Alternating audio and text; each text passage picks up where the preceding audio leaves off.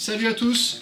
Aujourd'hui une recette avec de la laitue de mer déshydratée. C'est une algue verte qu'on a pas mal en Bretagne mais aussi sur toute la côte atlantique. Voilà, on va faire un pesto à la bretonnaise, donc un peu à la genovese mais façon bretonne. Cette recette c'est en collaboration avec Mathilde de l'Atelier Live qui a réalisé des super affiches sur les algues. Et donc là c'est la recette qui est avec l'affiche sur la laitue de mer.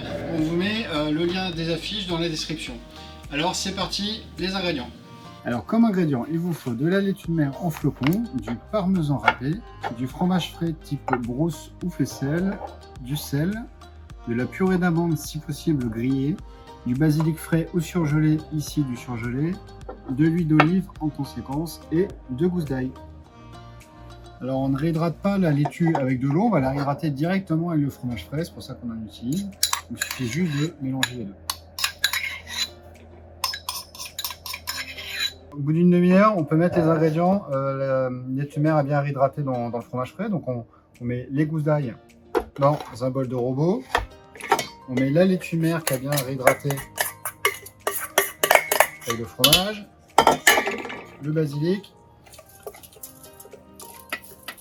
le sel, le parmesan, la purée d'amande.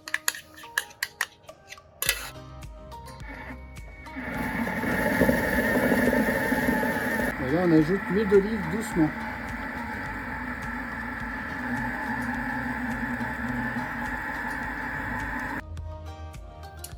Le résultat, il est vraiment pas mal. Donc maintenant, il suffit juste de mettre dans des pots en verre pour que ça se conserve quelques jours, voire quelques semaines au frigo. Donc petite astuce pour garder vos pestos, vous les tapez comme ça pour bien les tasser, enlever les bulles d'air. Et après, vous mettez une petite couche d'huile d'olive. Et au frigo, bien fermé, ça se garde plusieurs jours, voire plusieurs semaines.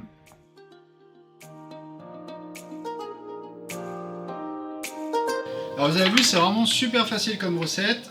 On a fait 5 pots de environ 120, donc 500 g de pesto, qu'on peut garder au frigo et mettre dans ce qu'on veut après, dans les pâtes, le riz, les légumes, enfin bref. Tout ça, c'est super facile. C'est fait avec de la laitue déshydratée, ça se garde au placard. C'est vraiment cool parce que ça périt pas très rapidement. Donc cette recette c'était en collaboration avec Mathilde de l'Atelier Live par rapport à ces super affiches d'algues. On vous met le lien dans la description pour aller voir ses créations. Et puis nous on vous dit à bientôt et bonne cuisine aux algues.